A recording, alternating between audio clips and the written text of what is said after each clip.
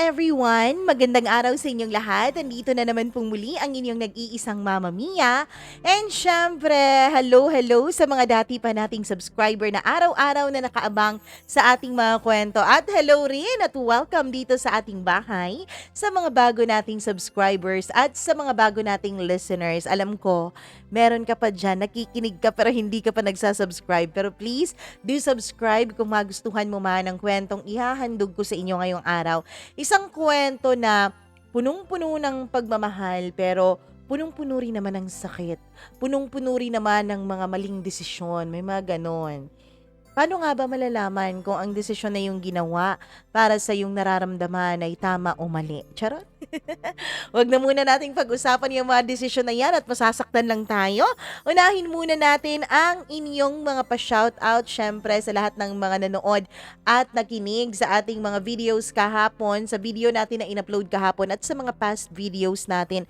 Maraming salamat po sa inyong lahat. Christy, hello sa iyo. Maraming thank you. Trichel Pagurigan. Maraming salamat, Trichel. At nakikinig ka. Parang bago itong pangalan mo. Sa tingin ko, ngayon ka palang nakapag-comment. Hello kay Emeline Nakabo or Emeline Acabo from Qatar. Maraming salamat. Ayan, hello din kay Morpins Vlog. Kay Mary Grace Torres. Hello rin kay Alex Luloy. Salamat sa iyong pagkikinig, Alex. At syempre kay Gracie9616. Maraming salamat. Kawaii Jaso Channel. Hi sa'yo. Thank you so much sa iyong pagkikinig. Marlene Vargas. Maraming salamat din sa'yo. Hello rin kay Gerald Ribinito. Ayan, tama na ha. From Aklan. Hi Gerald. Gimaras Girl. Hello sa'yo. Hello sa'yo. LB Lapot, maraming salamat sa iyong pagkikinig. Marilyn Miot, thank you so much. Hello raw sa asawa niya, nga si Lawrence Hoviliano. Advance happy birthday. Birthday niya ngayong Saturday. Advance happy birthday po. Julian Aramilo, maraming salamat sa iyong pagkikinig. Ayun. Hello rin kay Axahel. Ayun, maraming salamat. Hello rin kay Lily Munar. Thank you so much sa iyo. Sabi ni Aksa, ako lang daw ang tanging napapanood niya na nag-e-explain pa kung bakit hindi nakapag-upload. Kasi I think para sa akin, parang responsibilidad ko pong mag-explain dahil alam ko po na may iba sa inyo na balik ng balik dito sa ating channel, refresh ng refresh. Kasi akala na late lang tayo o akala hindi lang talaga nag-update si YouTube. Pero yun pala si Mami ang hindi nag-upload. Ganon. Hello rin kay Josephine Valerio. Maraming salamat. Show me. Meljory Molato. Thank you so much sa iyo. Hello rin kay Mary Jane Cahudo, Sally. Maraming salamat, Sally Buma. Hello rin kay sa ating silent listener na listening since January 2024. Oy, mag-aanim na buwan ka ng na complete sa pagkikinig. Maraming salamat. Ann Concepcion, hello sa iyo. Thank you so much. Maricel Pitilia. Maraming salamat din. Hello rin kay Divina Bilible. Tama po ba ang pagkakabasa ko na apelyido mo, Divina? Hello rin kay Joanne Belucelio, Gladys Bakbak. Maraming salamat. Jaime Rodriguez, Estela Matildo, Analiza Manalo, Jelmar Villaos. Maraming salamat sa iyong pakikinig sa Ginayangan, Quezon. Thank you so much. Ayan kay Clarinel Miguel. Hello sa iyo. Maraming salamat. Marilyn Castillo, Lincel Bakaya. Salamat Lincel at nakikinig ka. Hello rin kay Riza. Kay Alvin Biscotcho. Maraming salamat. Ayan, hello din kay Crystalline Bacurnay, Jayron Mamaklay, salamat sa iyo. At sa lahat po ng manangkikinig sa atin. Mama Mia, araw-araw ko pong minumukbang yung mga story nyo na na-skip ko. No skip daw siya. Maraming salamat. DHL nasa work. Hello po. Hello kay Annalisa Lachea. Maraming salamat sa yung pagkikinig. Hello rin kay Dina Aliparo. Thank you so much, Dina. Ayan, maraming salamat din kay Doris De Leon. Akala ko si Doris Brigonia. Doris De Leon, hello sa'yo. Charlene Baclohan, Alda Amascual. Maraming salamat, Simer. And Liza Chen, thank you so much. Happy birthday kay Rose Narts. Hindi na pala advance. Birthday niya today. Happy birthday to you. Josephina, maraming salamat. Hello rin kay Rogie Ginugod. Ginukod. Thank you so much. Riza Lopez. Imelda Karaig. May Joy Isugan. Chazi Chai, thank you so much sa iyo. Leah Casas, maraming thank you. May pa-from siya pero hindi ko alam kung anong plug yan. Ayan, hello po. Marlene Vargas, maraming salamat. At sa lahat po ng nakikinig sa atin, thank you so much po sa inyong pakikinig. Huwag na nating patagalin dahil alam kong excited ang lahat para sa ating kwento ngayong araw na ito. Kaya eto na ang paborito mong programa, ang Dear Mama Mia. Mahirap pigilan at itago ang tunay na nararamdaman. Sabi ng iba, hindi naman daw kasalanan ng magmahal. Pero kasalanan pag iyong pinagbigyan tapos meron kayong ibang masasaktan. Pero bakit ganoon? Bakit hindi pa rin ako masaya kahit pareho ko nang sinubukang gawin ang mali at tama? Dear Mama Mia, magandang araw sa iyo at sa lahat ng nakikinig sa iyong programa. Itago niyo na lamang po ako sa pangalang Pia. Ang kwento kong isishare sa inyo ngayon ay isang kwento na alam kong marami ang magtataas ng kilay. Alam kong marami ang magre-react. Alam kong marami ang magsasabi na hindi pa naman katapusan ng mundo, na meron pa rin namang pag-asang magbago. Pero Mama Mia, paano mo nga ba pipiliin ang tama kung sa pagpili mo nito ay para mo na ring pinatay ang sarili mo? Mama Mia, lumaki po ako na walang ama. Ang mama ko lang po ang nakagisnan kong magulang. Si Mama ay meron namang trabaho. Ang sabi niya sa akin ay naka one night stand lang daw niya ang papa ko noon at hindi niya nga kilala kung sino ito. Mama Mia, broken hearted daw kasi ang mama ko noon nung first time itong maglasing.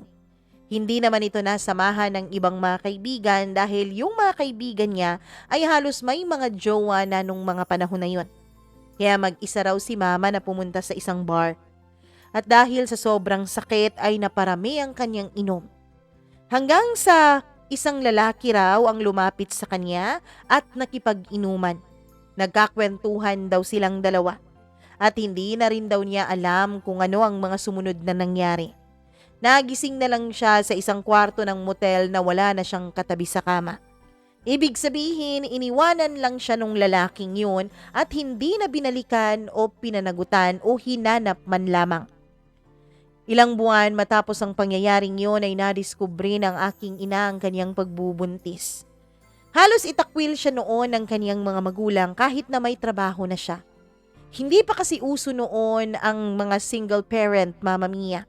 At lalong hindi rin uso, lalo na sa pamilya namin, ang magbuntis bago pa lang maikasal.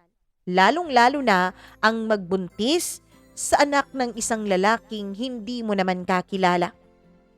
Halos pilitin daw ang mama ko noon ng lolo ko na magsalita kung sino raw ba ang ama ng kanyang dinadala. Pero sadyang walang maibigay na pangalan ng mama. Ang totoo niyan ay nagduda pa talaga ang lolo't lola ko raw noon na ang kanyang ex-boyfriend na nanloko sa kanya ang siyang ama ko. Pero madiin daw itinanggi ito ni mama. At yung lalaki naman, nung nilapitan raw ng lolo ko, ay madiin din itong tumanggi kahit na nasuntok pa ng 2 beses ng lolo ko noon. Ang sabi niya ay ilang buwan na raw silang hiwalay ni mama at hindi ito tugma sa kung ilang buwan na ang tiyan niya. Nahiya ang mama ko noon. Actually, napahiya raw siya sa ex niya. Hindi pa raw siya move on noon, Mama Mia. Hindi pa raw siya okay at hindi pa raw siya masaya sa kanyang buhay nung dumating ako. Tapos bigla-bigla ay malalaman ng ex niya na nagpabuntis siya sa hindi niya kakilala. Ano na lang daw ang tingin sa kanya ng ex niya noon. At dahil sa sobrang kahihiyan ay umalis ang mama ko sa lugar nila at pumunta ng Maynila. Doon ito nakitira sa kanyang tiyahin hanggang sa makahanap ito ng trabaho at dito na rin ako sa Maynila ipinanganak, Mama Mia. Wala namang itinago ang mama ko mula sa akin. Mula 7 years old siguro ako or 8, hindi ko na masyadong matandaan, ay pinapaliwanag na ng mama ko kung bakit wala akong papa. Mahirap na lumaki ng walang ama, lalo na nung private school ako pinag-aral ng mama ko. Sa private kasi, Mama Mia, ay marami pong mga activities like father and child activity, family day, at kung ano-ano pang mga activity. Meron pa na yung ama mo ay sasabihin mo sa buong klase kung anong trabaho niya. Ipapaliwanag mo kung anong ginagawa niya. Ako, wala naman akong magawa. Wala akong magawang assignment noon bukod na lang sa ang lolo ko ang nilalagay ko. Lagi akong pinagtatawanan ng mga classmates ko dahil wala raw akong papa. Hindi naman sa binubuli nila ako pero kawawa daw ako, Mama Mia. Kasi raw ako lang sa klase namin ang walang papa. Nahihirapan ako noon. Halos walang linggo na hindi ako umiiyak na umuuwi ng bahay namin at tinatanong ako ng mama ko kung anong nangyari. At kapag pinapaliwanag ko sa kanya ang totoo ay nagsusorry lang siya. Doon niya sinimulang ikwento sa akin ang naging kwento kung bakit ako ipinanganak sa mundo. Pero Pia, anak, kahit na wala kang papa, kahit na hindi ka kilala ng papa mo at hindi ko kilala ang papa mo, alam mo ba, mahal na mahal ka ng mama? Ikaw ang pinakamagandang nangyari sa buhay ko. Akala ko noon, nung naghiwalay kami ng boyfriend ko, ay mawawalan na rin ang saysay ang buhay ko.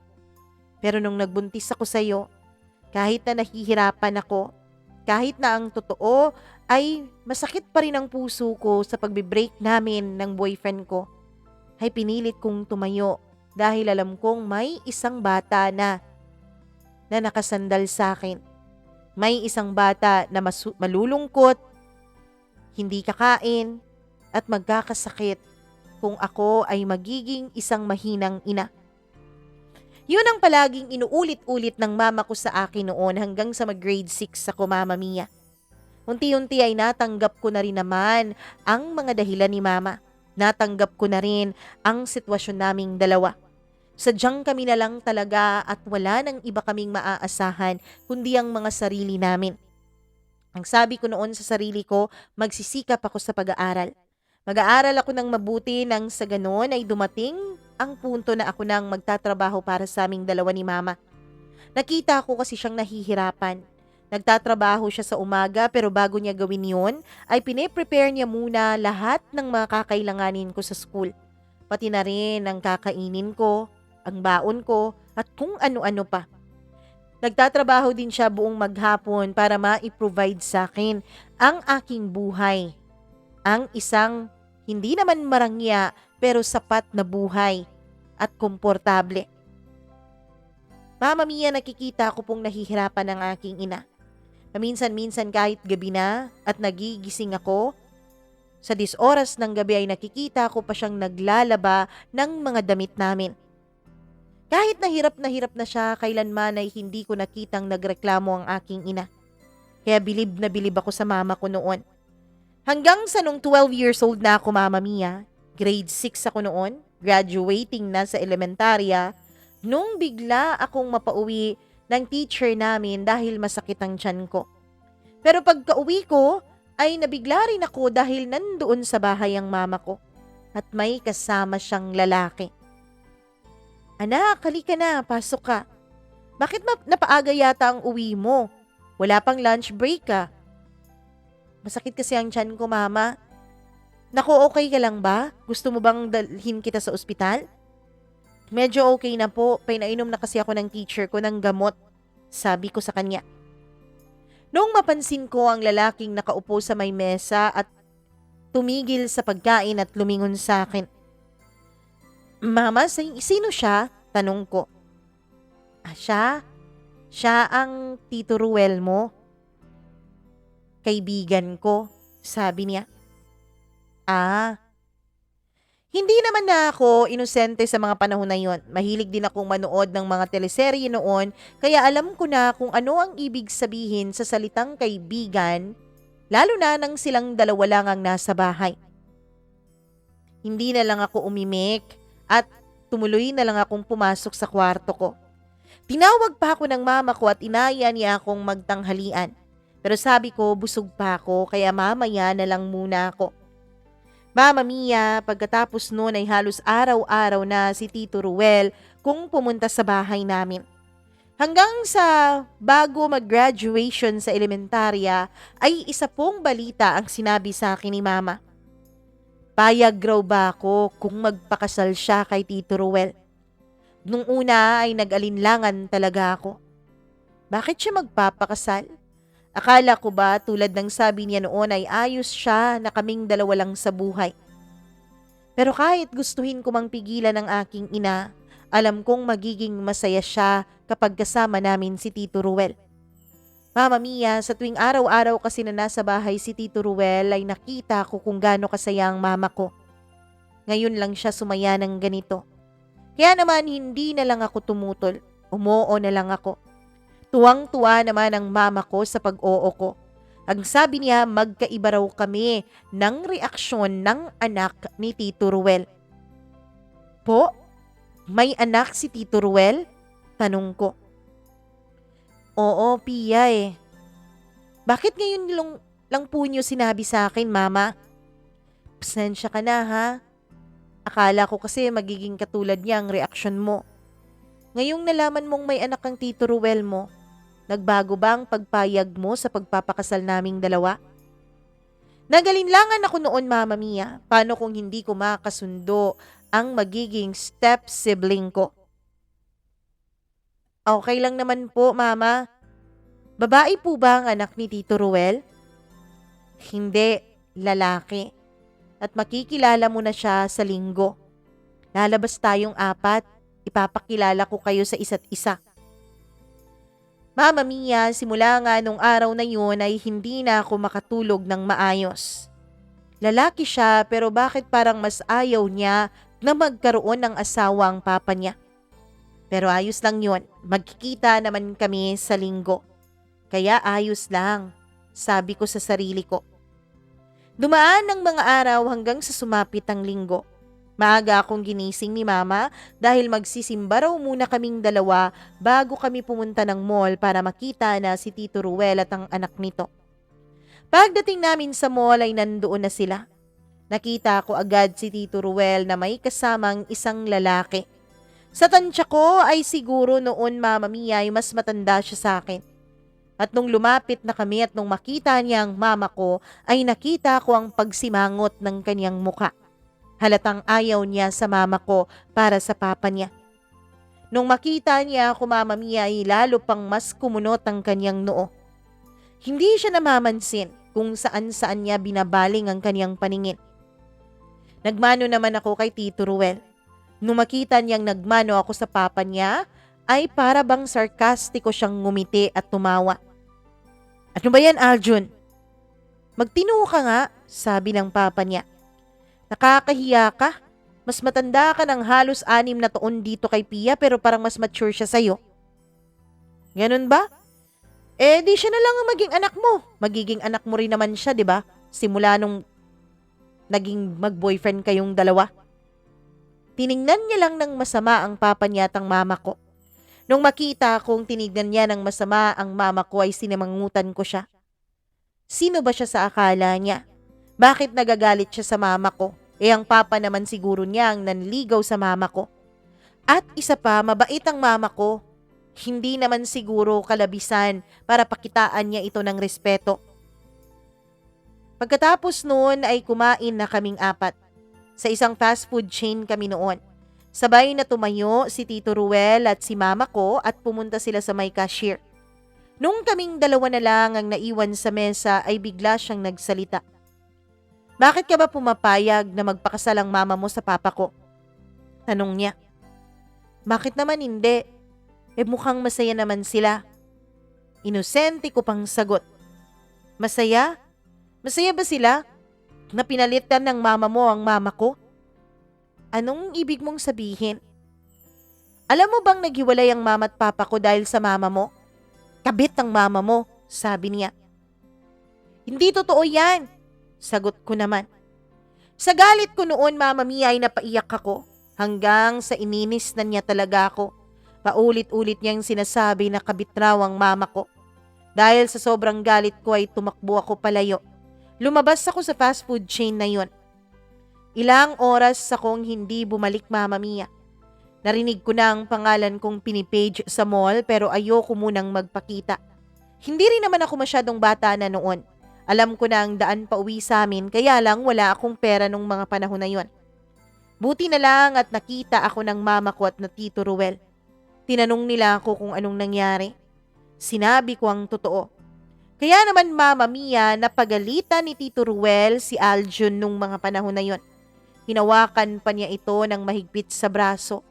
Alam kong nasaktan si Aljun dahil nung bitawan siya ng papa niya ay nagmarka ang kamay ni Tito Ruel sa braso nito. Napakawalang hiya mo talaga, Aljun. Kailan ka ba matututo, ha? Halos magde-18 ka na. Yun nga pa eh. Halos magde-18 na ako. Pero ikaw, parang wala kang pinagkatandaan. Bakit mo ba kailangang ipagpalit ang mama ko? Ilang beses ko bang sasabihin sa'yo, Aljun, na hindi na kami ng mama mo, matagal na. Nagsasama na lang kami sa iisang bubong para sa'yo. Pero bakit si mama hindi naghanap ng iba? Bakit ikaw ang bilis mong makahanap? Tapos ngayon magpapakasal na kayo? Alam mo, Aljun, kung ganito ka lang pala, buti kung binigay na lang sana kita sa mama mo. Buti nga siguro yun pa. Para ako ang sumama sa kanya sa Amerika. Hindi ako naiiwan sa'yo dito. Akala mo ba gusto kang makasama ng mama mo? Sigaw ni Tito Ruel. Doon ay pinigilan na siya ni mama. Tama na yan, Ruel. Huwag mo nang masyadong pagalitan ng bata. Ayos lang naman si Pia. Pakiramdam ko noon ay kinampihan ng mama ko si Aljun, Mama Mia. Pero naisip ko rin na baka niya ginawa yon para matanggap siya ni Aljun. Pero hindi talaga. Nung araw ng kasal ng mama at papa ko o ng mama at Tito Ruel ko ay siya namang araw na nagmaktol si Aljun. Para siyang bata. Hindi maipinta ang mukha niya sa lahat ng pictures. Siguro nga ayaw na ng photographer noon na isali siya sa pictures dahil nakakasira lang siya.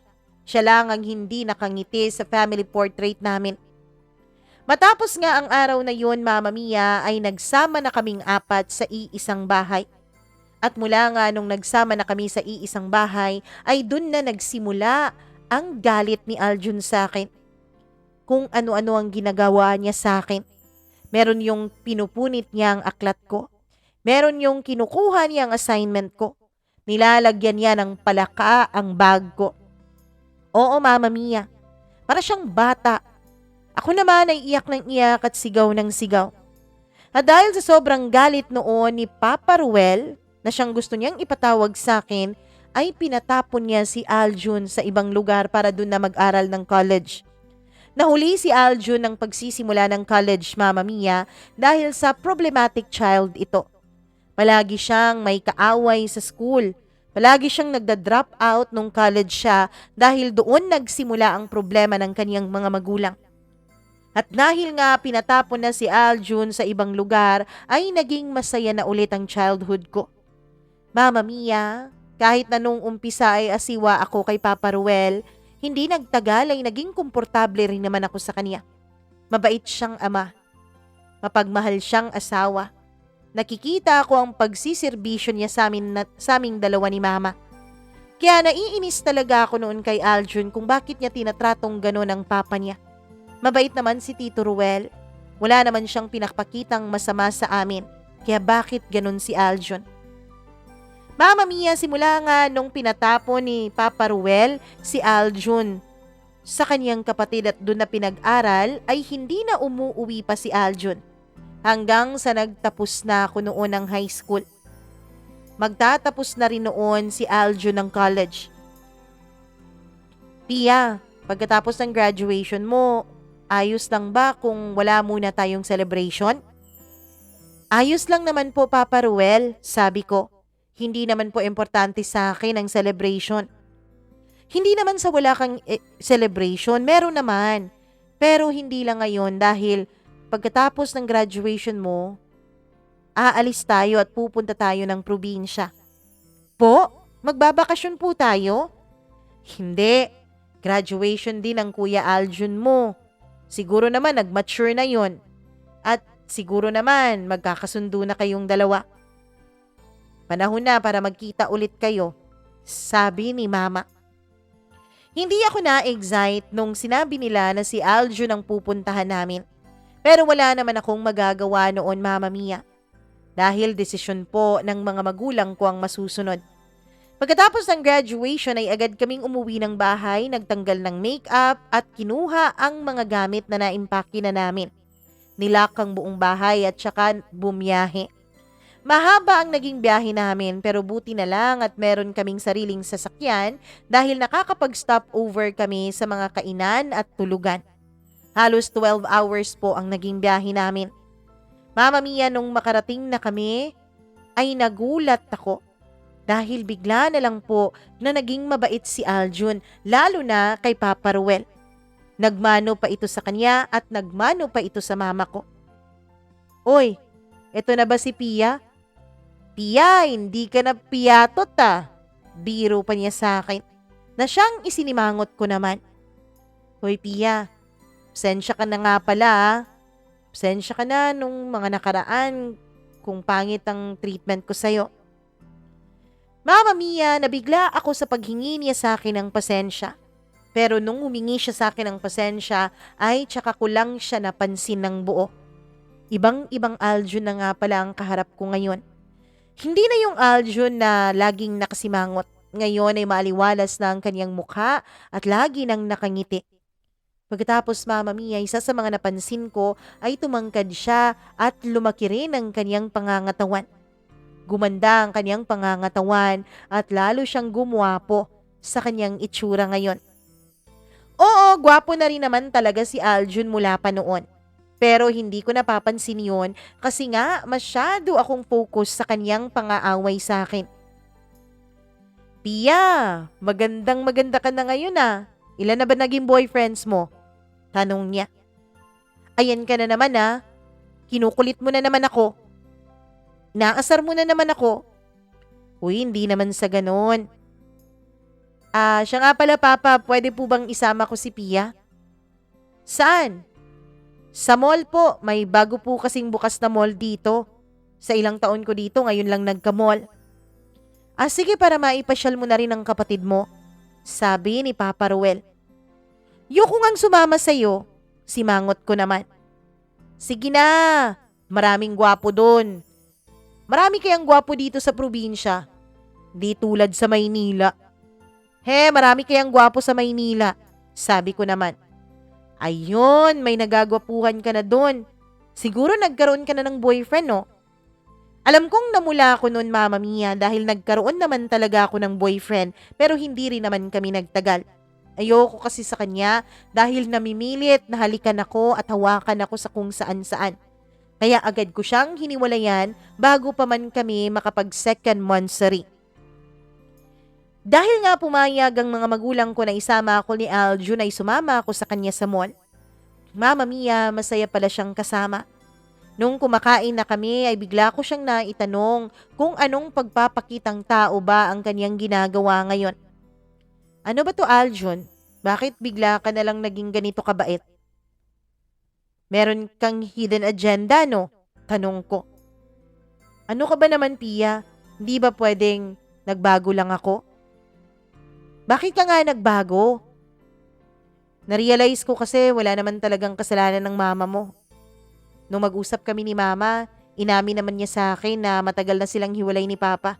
At siya ang dahilan kung bakit naghiwalay silang dalawa. Dahil hindi pa raw handa ang mama ko noon ang magpakasal. At nagkaroon din ito ng ibang boyfriend.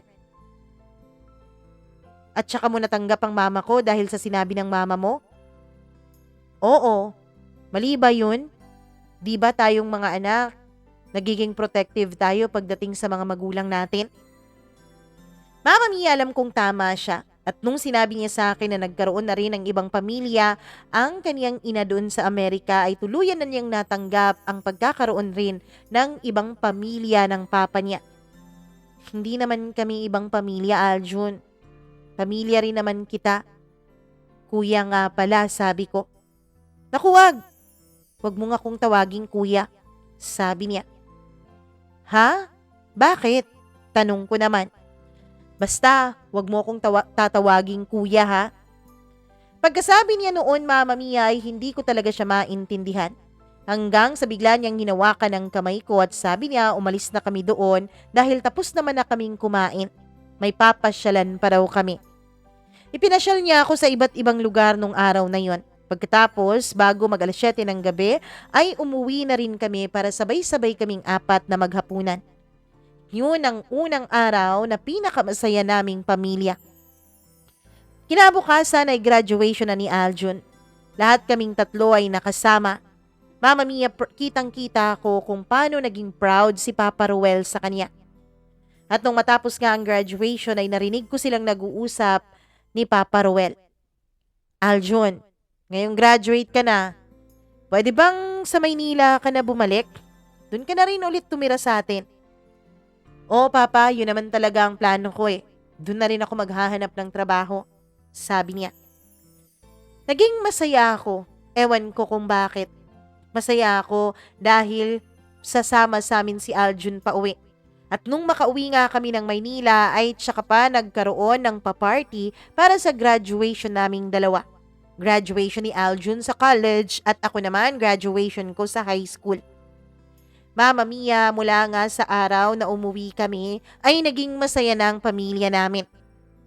Naging masyado din kaming close ni Aljun. Pero kahit anong sabi ko sa kanya na tatawagin ko siyang kuya ay lagi niyang tinatanggihan. Pwede mo akong tawaging kuya sa harapan ni mama at ni papa. Mama na rin pala ang tawag niya sa mama ko. Okay, pero bakit nga ayaw mo magpatawag ng kuya? Tanong ko. Basta. Mama Mia, hindi ko alam. Pinipigilan ko naman pero nakakakita ako ng mumunting pag-asa sa puso ko na magkaroon ng espesyal pa sa pagiging magkapatid ang relasyon naming dalawa ni Aljun. Oo, alam kong mali. Pero nagiging crush ko na ang kapatid ko. Mama Mia, inililihim ko pa ito noon. Pilit ko itong tinatago sa sarili ko. Pero ewan ko ba, maging sa panaginip ko ay dinadalaw niya ako. Maging sa panaginip ko ay siyang nakikita ko. At alam mo ba na sa panaginip ko, Mama Mia, ay hindi kami magkapatid doon, kundi magkarelasyon. Nagigising ako na parang binabangungot, sinasampal-sampal ko ang mukha ko para itigil ang mga kung ano-anong isipin. Mama Mia, naisip ko noon, lalo na nung mag-first year college na ako, naisip ko na kailangan kong kalimutan ang nararamdaman ko kay Aljun. Hindi to maaari, hindi to pupwede dahil magkapatid kaming dalawa. Pero may isang bahagi ng puso ko na laging nagsasabi na hindi naman talaga kami magkapatid. Oo, mag-asawa ang mga magulang namin, pero hindi naman kami magkapatid dalawa. Kaya lang, alam kong nakakaasiwa pa rin tignan. Kaya ang ginawa ko, Mama Mia, ay sinagot ko ang isa kong manliligaw na si Bob. Nanligaw sa akin si Bob mula pa nung high school pero hindi ko siya pinagbigyan dahil na-trauma nga ako sa una kong naging karelasyon na namimilit na magkaroon ng something na higit pa sa holding hands at smack kiss sa amin noon. At dahil sa trauma ko na yun ay hindi ako pumapayag na magpaligaw. Pero si Bob ay naging masugid talaga, naging porsigido. Hanggang sa naisip kong sagutin na si Bob. Dahil Mama Mia, naisip ko rin, siguro kapag meron na akong karelasyon ay makakalimutan ko na ang kung anumang uri ng damdamin na lumulukob sa akin para sa kapatid kong si Aljun.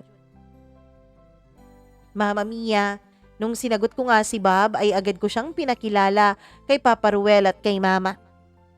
Pasado naman sa kanila si Bob dahil mabait daw ito at magalang. Pero lagi nila akong pinapaalalahanan na dapat ay pag-aaral muna namin ang aming uunahin.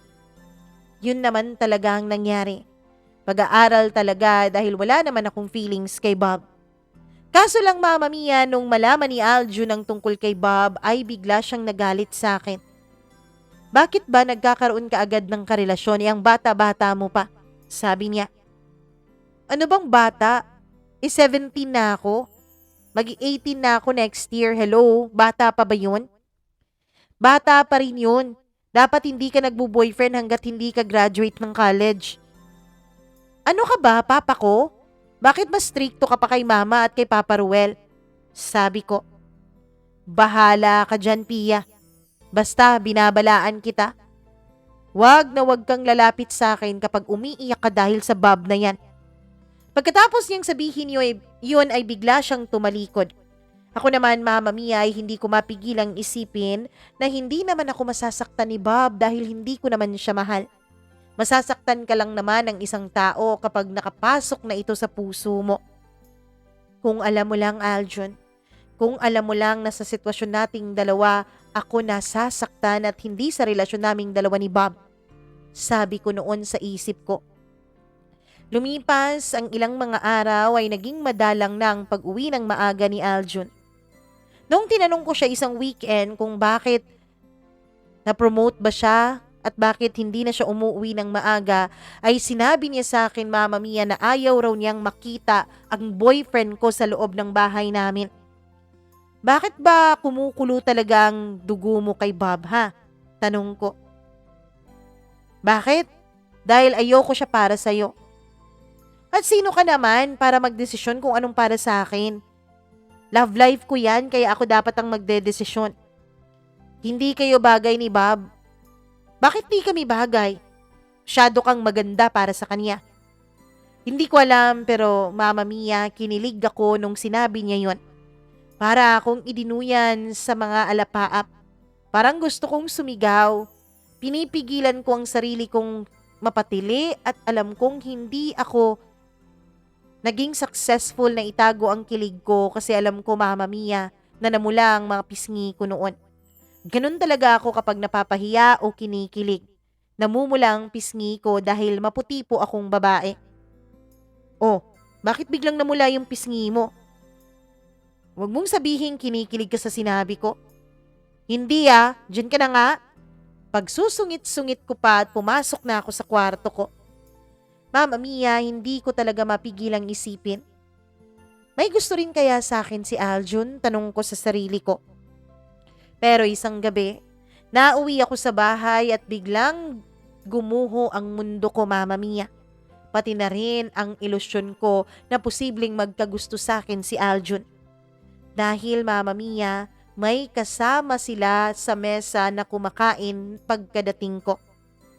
O, andito na pala ang kapatid mo, sabi ng mama ko. Pia, halika na at may ipapakilala sa iyo ang kapatid mo. Pia, si Grace nga pala, girlfriend ko.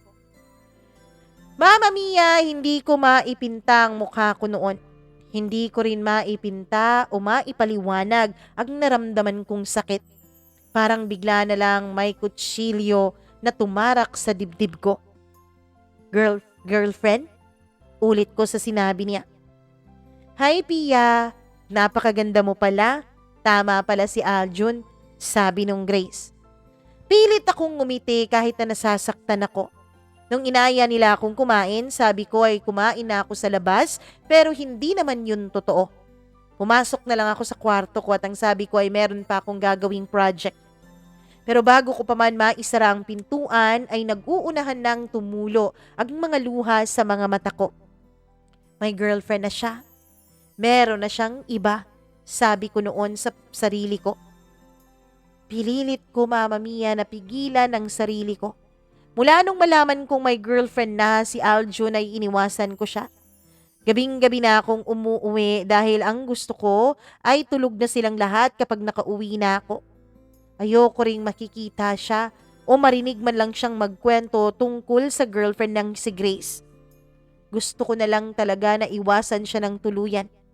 Kaya lang isang gabi, Mama Mia, Mag-aalas 11 na noon nung inihatid ako ni Bob sa bahay. Pagkapasok ko ay gising pa si Aljun at nanonood pa siya ng TV. Bakit ngayon ka lang? Tanong niya. Wala. Gumala. Sabi ko naman. Sino nagatid sa'yo? Yung Bob na yon? Oo, bakit? Sino pa ba? Alam mo, ang tigas talaga ng ulo mo, Pia. Sinabi ko naman sa'yo, diba, na wag ang Bob na yon. At bakit hindi pwede si Bob? Ha? Bakit sa'yo pwede si Grace? Ulit ko sa sabi ko sa kanya na hindi ko na napigilan ang sarili ko. Anong ibig mong sabihin? Wala. Diyan ka na, matutulog na ako. Dali-dali akong pumasok sa kwarto ko. Agad akong umiga sa kama kahit hindi pa ako nakakapagbihis. Sinampal-sampal ko ang bibig ko, Mama Mia. Napakatabil ko talaga at muntik ko pang maamin sa kanya ang tungkol sa nararamdaman ko. Hanggang sa ilang saglit pa ay narinig kong may kumatok sa pintuan. Sino yan? Tanong ko. Pero kumakatok pa rin. Akala ko, Mama Mia, ang mama ko ang kumakatok kaya pinagbuksan ko. Pero nagulat ako nung bigla akong itinulak paloob ni Aljun. Nung ginagawa mo dito? Tanong ko. Pag-usapan natin kung ano yung sinabi mo kanina, sabi niya. Wag na nating pag-usapan yun, Aljun. Hindi pwede, sabi ko. At bakit hindi pwede? Kasi hindi pwede. Lumabas ka na nga sa kwarto ko. Pia, may gusto ka ba sa akin? Nagsiselos ka ba kay Grace? Diretsahan niyang tanong. Mama Mia, tumawa ako pero alam kong hilaw ang tawa na yon. Pinilit kong maging genuine ang tawa na yon para naman kapani-paniwala para sa kanya. At bakit naman ako magkakagusto sa'yo? Kapatid kita. Hindi kita kapatid, Pia. Hindi tayo magkadugo. Ni magkaapelyedo nga, hindi. Sabi niya. Pwede ba, Aljun? Lumabas ka na sa kwarto ko. Baka marinig ka pa ni na Papa at Mama. Wala sila dito. Umalis sila. Si Mama may conference. Si Papa pumunta sa kanyang mga kaibigan. Tayong dalawa lang dito kaya pwede mong aminin sa akin ang mga dapat mong aminin. Nagsiselos ka ba kay Grace? Sunod-sunod niyang sabi. Hindi nga. Umalis ka na nga. Hindi ka nagsiselos kay Grace? Sigurado ka? Sigurado. Hindi ako nagsiselos kaya pwede ba? Labas. Taboy ko pa sa kanya. Kung hindi ka nagsiselos kay Grace, pues ako nagsiselos kay Bob.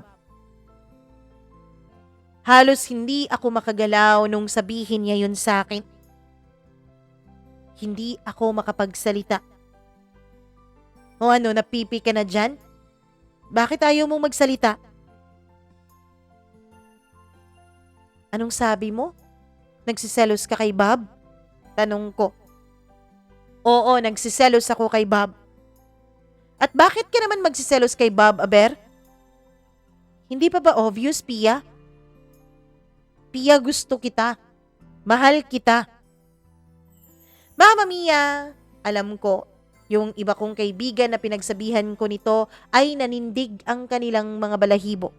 Yung iba naman ay kinilig. Pero ako, Mama Mia, ang naramdaman ko nung aminin sa akin ni Aljun ang kanyang damdamin para sa akin ay kilig lang talaga. Anong sabi mo? Gusto kita. Mahal nga kita siguro, Pia. Alam kong gusto mo rin ako. Alam kong mahal mo rin ako. Pero hindi tayo pwede, Aljun. Hindi tayo pwede dahil magkapatid tayo. Tigilan mo na nga yung kasasabi sa akin na magkapatid tayo dahil hindi naman talaga tayo magkapatid. Sabi niya. Pwede bang lumabas ka muna, Aljun? Iisipin ko na muna lahat ng mga sinabi mo. Bago ako lumabas, pwede bang aminin mo muna? Wala akong aaminin sa'yo. Aminin mo na, Pia. Aminin mong mahal mo rin ako. Sabi nang wala akong aaminin sa'yo eh. Pagkasabi ko noon ay pilit ko siyang tinutulak palabas ng kwarto ko. Pero malakas siya, Mama Mia. Hanggang sa hinawakan niya ang mga braso ko at pilit akong tinititigan sa mga mata. Iba ang sinasabi ng mga mata mo sa sinasabi ng mga labi mo. Aminin mo na nga ang totoo.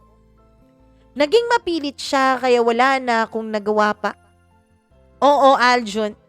Oo, gusto kita. Oo, mahal kita. Pero hindi nga tayo pwede. Paulit-ulit kong sabi. Mama Mia, parang nawalan siya ng lakas nung sabihin ko yon at naitulak ko siya papalabas ng kwarto. Nung makalabas na siya ay agad kong nilak ang pinto. Ilang beses pa siyang kumatok ng kumatok para pag-usapan daw namin ang mga pangyayari pero hindi ko talaga siya pinagbuksan. Hindi ko alam kung paano siya haharapin. Mahal ko siya, Mama Mia, at nakakakilig malaman na mahal niya rin ako. Pero iniisip ko noon ang aming sitwasyon. Hindi kami pwede.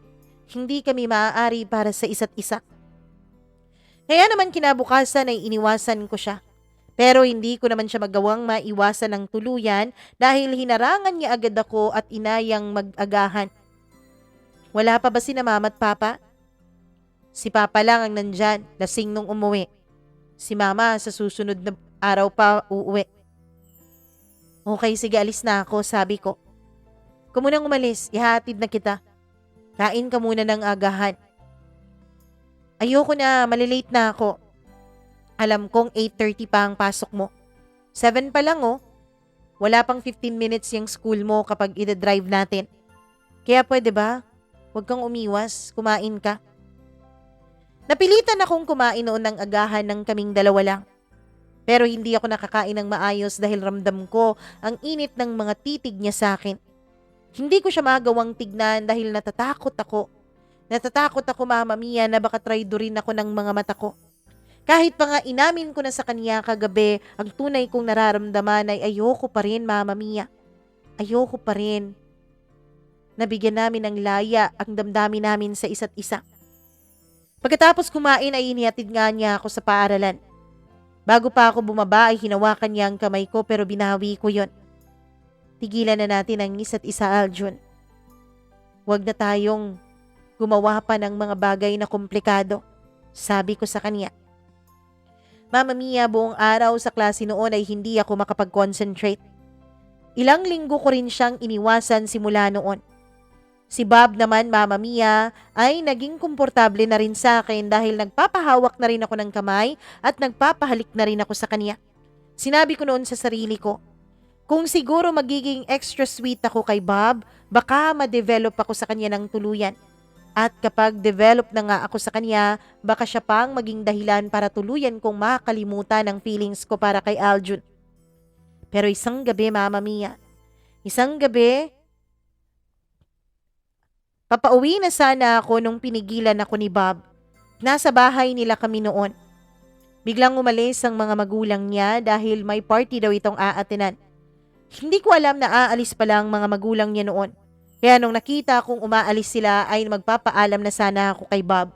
Pero sabi niya tapusin na muna namin ang pinapanood naming pelikula bago niya ako ihatid sa amin. Nagtiwala naman ako kay Bob, Mama Mia, kaya tinapos namin ang pelikulang pinapanood namin.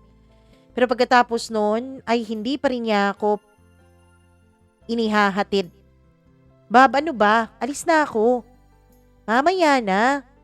Maaga pa naman sabi niya. Maaga mag-aalas 10 na. Malapit lang naman yung bahay niyo, kaya pwede bang mamaya na? Bob, kung ayaw mo aalis na ako.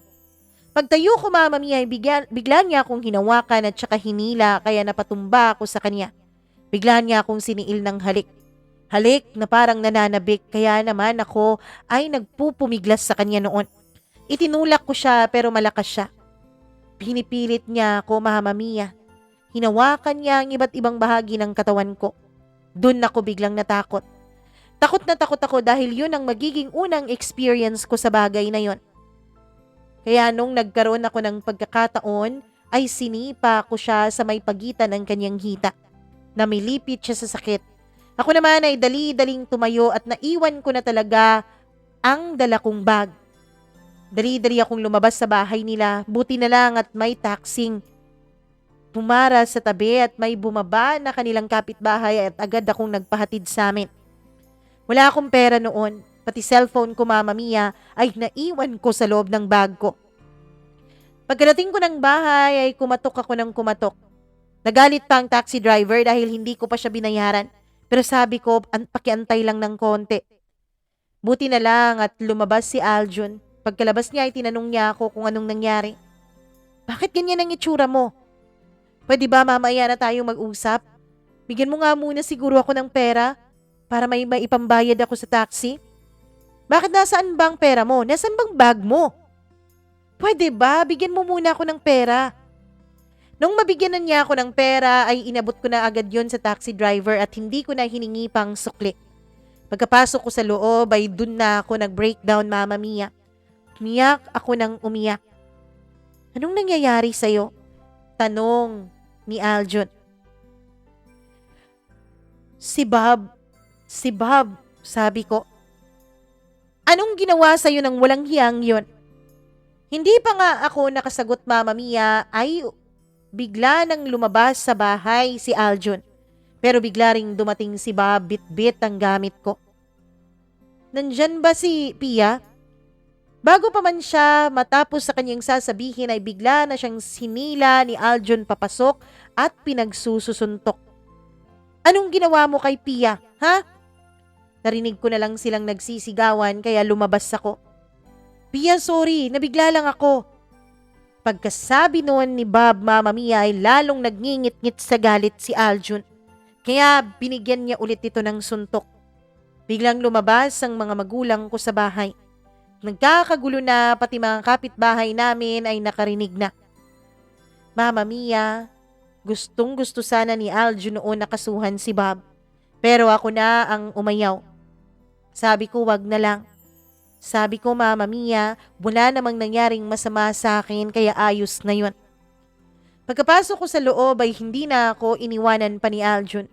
Kahit nandun pa ang mga magulang namin ay hindi siya nawala sa tabi ko. Inalalayan niya ako. 3 araw akong hindi nakapasok sa eskwela at nung pumasok ako ay hatid sundo na ako ni Aljun. Mama Mia, ewan ko ba?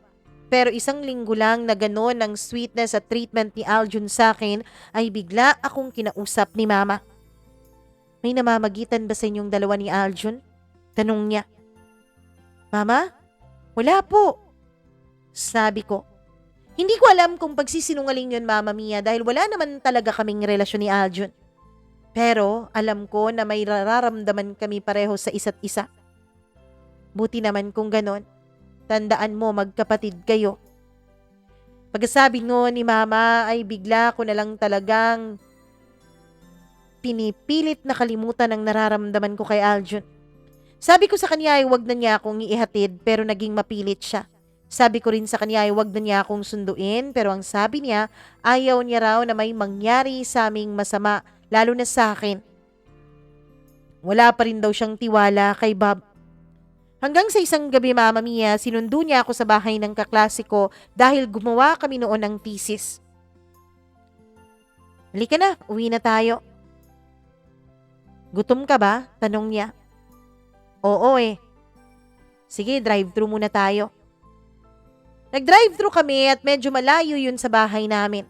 Naramdaman ko rin na parang binabagalan talaga ng sadya ni Aljun ang kaniyang pagpapatakbo ng kotse. Pia, wala na kaming dalawa ni Grace, sabi niya. Ano? Bago pa niya sagutin ang tanong ko ay itinigil niya ang sasakyan sa isang bahagi. Yung merong mga ilaw at may mga taong dumadaan para hindi naman delikado. Hiwalay na kami ni Grace. Bakit naman? Bagay pa naman kayo. Huwag kang magpanggap, Pia. At nung huwag magpanggap, huwag kang magpanggap na masaya ka para sa amin ni Grace dahil alam kong hindi. Alam kong mahal mo ko. Kaya pwede ba? Huwag ka nang magpanggap. Aljun, alam mong hindi tayo pwede. Pero bago ko pa man matapos ipaliwanag sa kanya ng paulit-ulit kung bakit hindi kami pwede ay bigla na lang niya akong kinabig at hinalikan sa labi. Tinanggal niya ang seatbelt niya, tinanggal niya rin ang seatbelt ko. Buti na lang, Mama Mia, tinted po ang sasakyan kaya walang makakakita sa ginagawa namin sa loob. Hindi ko alam kung kay Bob noon ay talagang nagpupumiglas ako para tigilan niya ako sa paghalik. Kay Aljun, Mama Mia, ay parang ako pa mismo ang bumibigay sa sarili ko. Naging malalim ang halika na yon. Hindi nagsisinungaling ang mga halik mo. Sabi niya sa akin nung maputol na ang naging halika namin. Simula nga sa gabing yon ay naging kami ng palihim ni Aljun. Malimit kong sinasabi sa kanya na tigilan namin ang mga nangyayari pero hindi talaga namin napigilan. Hanggang sa may nangyayari na rin sa aming dalawa, Mama Mia. Alam kong mali, pero ilang taon ko nang pinipigilan ang sarili ko sa tunay kong nararamdaman. Ilang taon ko nang pinipigilan ang sarili kong wag mahalin si Aljun dahil sa katotohanan na magkapatid kami kung titignan mo sa labas. Pero Mama Mia, kahit anong pigil mo sa nararamdaman mo ay hindi ka naman talaga tuluyang magiging masaya. Kaya ang nangyari po ay ginawa ko ang hindi dapat. Ginawa ko ang hindi tama at nakapagrelasyon ako kay Aljun. Hanggang sa nakapagtapos na rin ako ng pag-aaral. At doon nga, Mama Mia, ay mas lalong naging lihim ang relasyon naming dalawa. Kumuha na ng kanyang sariling space si Aljun. Ang sabi niya sa mga magulang namin ay para raw maging independent na siya. Pero ang totoo, Mama Mia, ginawa niya yun para may pribadong lugar kaming dalawa. Sabi nga ng karamihan, wala raw lihim na naitatago ng pangmatagalan. Dumarating at dumarating talagang pagkakataon na nabubunyag ang lihim na pilit itinatago ng dalawang tao. Isang araw, Mama Mia, nasa loob kami ng apartment ni Aljun. Hindi ko alam na hindi pala siya mahilig mag-lock ng pintuan. Dahil nga siguro sa wala namang pumupuntang iba doon. Walang mga kaibigan na pinapayagan siyang pumupunta. Pero nung araw na yun, Mama Mia, habang masaya kaming dalawa, nagkukulitan, at pareho kaming walang suot na mga damit at nasa sala lang at nanonood ng movie, nakakandong pa talaga ako sa kanya. Pagkatapos ay naghahalikan pa kami paminsan-minsan ay biglang bumukas ang pintuan. Mama Mia, doon na nabunyag ang pinakakatago naming lihim dalawa. Biglang iniluwal sa pintuan na yon si Mama at si Papa Ruel. Si Mama na tumitili at si Papa Ruel na galit at agad na sinugod si Aljun at pinagsususuntok. Ako naman ay agad pinulot ang mga damit ko at tumakbo papunta ng banyo. Mama Mia, naririnig ko silang nagsisigawan sa labas. Walang hiya ka, Aljun. Bakit kapatid mo pa talaga? Paulit-ulit na tanong ni Papa Ruel. Hindi naman kami magkapatid Pero magkapatid kayo sa paningin namin. Sa paningin niyo magkapatid kami. Pero sa paningin namin, hindi kami magkapatid. Nagmamahalan kaming dalawa ni Pia. Bakit ayaw niyo yung tanggapin? Sabi niya. Ang mama ko naman ay umiiyak at kumakatok na sa banyo. Ako naman ay hindi ko alam kung paano kong ihaharap ang sarili ko sa kanila. Nakita ng mga magulang ko ang kahubaran ko kasama talaga si Aljun. Nahihiya ako, Mama Mia, at natatakot din akong harapin ang galit ng nanay ko. Pero paulit-ulit siyang kumakatok. Nakabihis na ako noon. Dahan-dahan kong binuksan ang pintuan ng banyo. At nung maramdaman niyang bumukas yun ay bigla niya yung itinulak. Talagang natamaan pa ako ng pintuan, Mama Mia, at sumakit pa talaga ang noo ko. Ilang beses kong sinabi sa'yo, Pia, na huwag si Aljun dahil magkapatid kayo. Tulad ng sinasabi ni Aljun, Mama, hindi naman kami magkapatid. Nung araw na yun ay pinipilit naming ipaglaban ni Aljun ang aming damdamin para sa isa't isa. Sa galit nila ay pareho nila kaming iniwan at sabi nila, wag na raw kaming makakatapak sa bahay nila. Wag na kayong aapak sa pamamahay namin. Simula sa araw na to, wala na kaming mga anak. Sabi nilang dalawa. Nung makalabas sila ay niyakap ako ni Aljun pero tinulak ko siya. Ito na nga bang sinasabi ko, Aljun eh. Ito na nga bang sinasabi ko. Aljun, mahal na mahal ko ang mama ko. Ayokong mawala siya sa buhay ko. Paano ako? Paano ako, Pia? Hindi mo ba ako paninindigan? Mahal kita. Mahal na mahal, alam mo yan. Nung araw na yun ay pinilit ko si Aljun na maghiwalay kaming dalawa. Ayaw niya. Hindi siya pumapayag at halos hindi niya ako bitawan sa kanyang pagkakayakap. Pero nagpupumiglas talaga ako, Mama Mia. Sinabi kong ituring na lang namin na magandang alaala ang namagitan sa amin noon at wag na naming kontakin pa ang isa't isa. Dahil may trabaho na rin naman ako noon, Mama Mia, ay hindi na rin ako nahirapan na kumuha ng place ko na para sa akin. Pinupuntahan pa rin ako ni Aljun sa trabaho ko pero pinipilit ko siya na umalis. Hanggang sa lumipas ang halos 2 buwan. Dito ko na naramdaman, Mama Mia, ang bunga ng naging relasyon namin ni Aljun. Oo, nabuntis ako. Ayokong sabihin sa kanya, ayokong ipaalam sa kanya. Kaya ang ginawa ko ay nag-resign ako sa trabaho ko at humanap ng iba kong mapapasukan. Tanging iilan lang na mga kaibigan ko ang nakakaalam sa mga nangyari sa buhay ko. Mali po ang naging desisyon ko noon kaya ngayon minipilit kong ituwid. Palalakihin kong mag-isang bata. Pero Mama Mia, naiisip ko pa lang na lalaking ng katulad ko ang anak ko na mag-isa. Ay, nahihirapan na ako.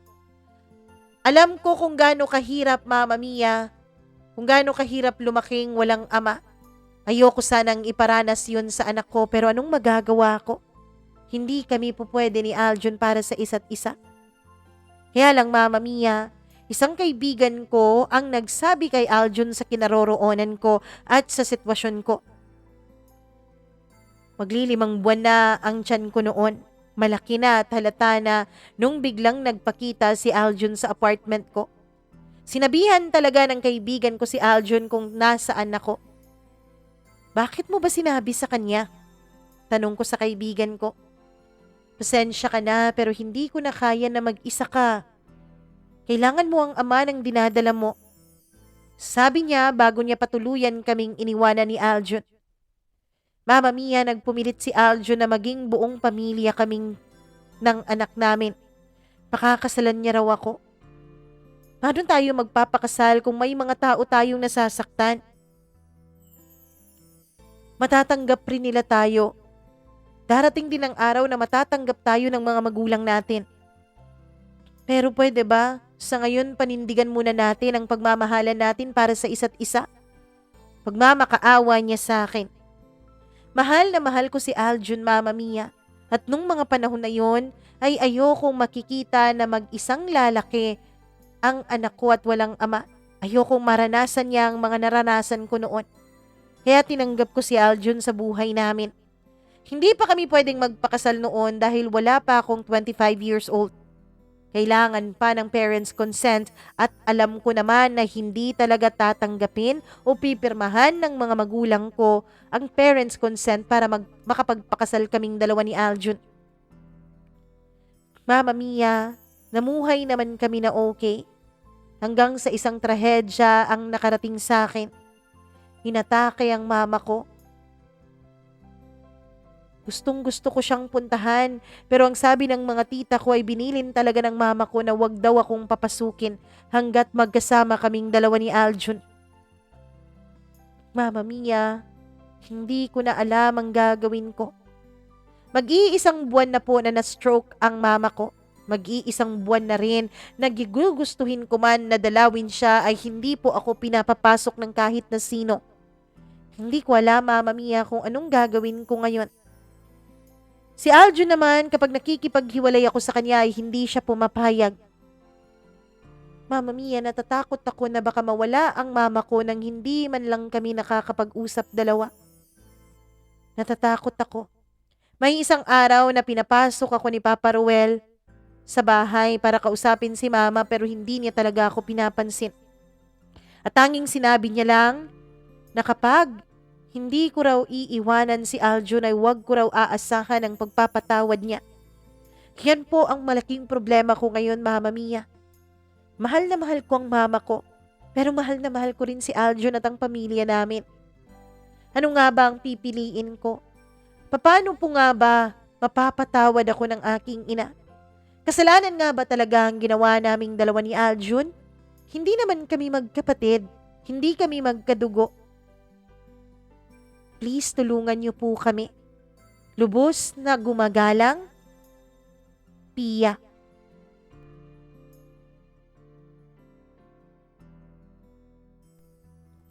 Mahirap ang sitwasyon mo, Pia. Hindi madali talaga. Napakahirap na mamili between sa iyong magulang na mag-isa kang pinalaki ng mahabang panahon.